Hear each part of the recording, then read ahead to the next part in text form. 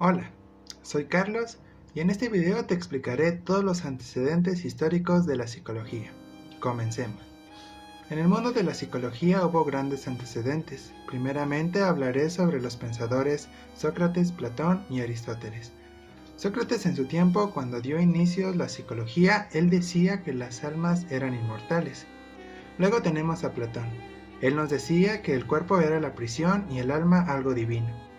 De ahí tenemos a Aristóteles, que veía el alma de tres tipos, los cuales eran el alma vegetal, el alma animal y el alma del hombre. Bueno, de ahí nos saltamos con San Agustín, quien dijo que éramos pensamiento de Dios. Luego tenemos a Santo Tomás de Aquino, quien dividiría el alma en cuatro potentes, las cuales eran la vegetativa, la intelectiva, la sensitiva y la apetitiva. Bueno, después del Renacimiento vemos aquí cómo da el proceso de la independización de la psicología de la religión y la filosofía. Para ello vamos a ver dos autores quienes fueron Juan Luis Vives, quien cuestionó la metafísica y padre de la misma, y a Melanchthon. De ahí pasamos a la Edad Moderna, donde se centran los estudios en el mundo subjetivo del hombre. Aquí veremos a otros dos autores que fueron René Descartes, donde tiene el pensamiento del dualismo del hombre, lo que sería cuerpo-mente, y a Benito Spinoza. También en este tiempo se aprecian a dos empiristas británicos, quienes son Lucky Berkeley y Hume.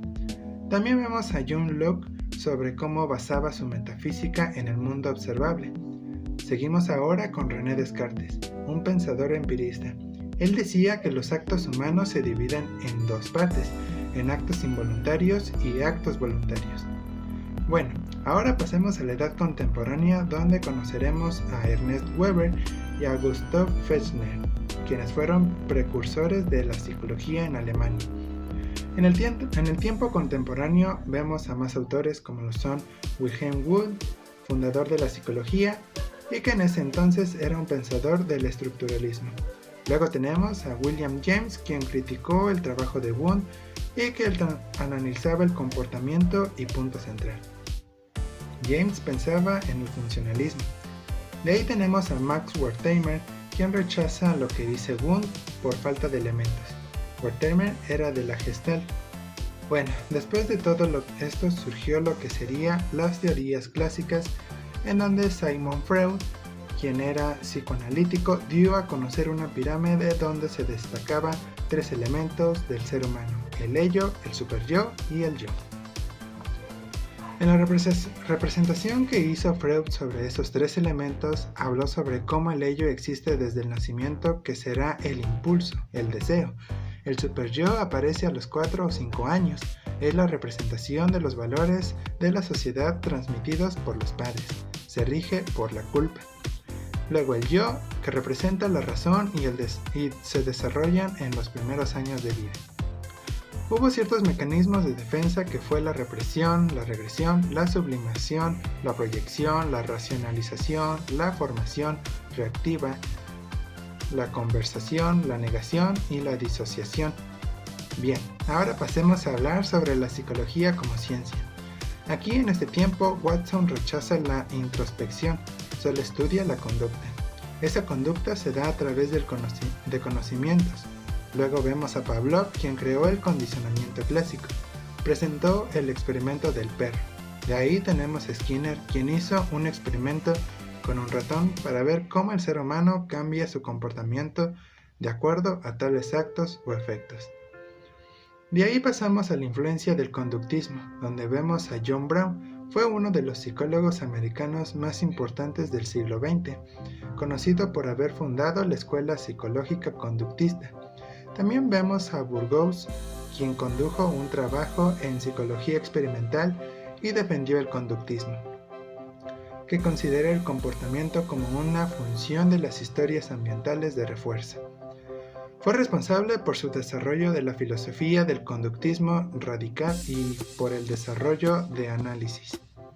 Ahora pasaré a hablar sobre el condicionamiento clásico y el condicionamiento operante, donde aparte de que vemos a Pavlov, también veremos a Edward Arthur Deakin, quien fue el creador de la ley del efecto, y a Edward Tom Dicke, quien fue el pensador del conexionismo. Aquí en esta etapa se ve lo que es el reforzador positivo, reforzador negativo y los tipos de castigos dentro del condicionamiento operante. Mientras que en el condicionamiento clásico se ve el proceso de aprendizaje mediante el cual un organismo establece una asociación entre un estímulo condicional y un estímulo incondicionado. Ahora pasaré a hablar sobre la Gestalt. Este tiene como impulsadores a Max Wertheimer, Karl Popper y Köhler. Fue desarrollado en Alemania y en clara oposición al estructuralismo y al conductismo naciente en Estados Unidos. Gestalt se opone al atomismo, es antiatomista. El conocimiento que construyen las personas no es suma de percepciones preexistentes.